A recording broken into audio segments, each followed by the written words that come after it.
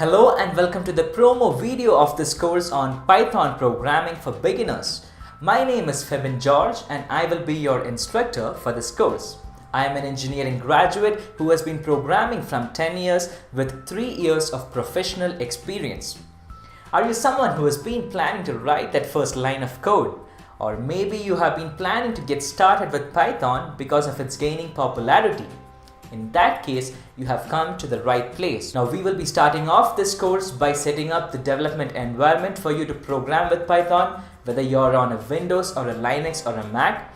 And then we will be diving into concepts such as variables, data types, conditional statements, looping statements, functions.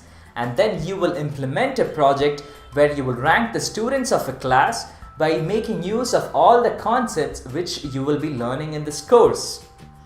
And throughout this course, I have attached PDF notes at the end of each section, exercise problems for practice, and we will also be writing some Python programs to give you a hands-on experience. Not only is Python an easy language for a beginner to start with, it has also been gaining a lot of attention in the field of backend development, Internet of Things, data science, and whatnot.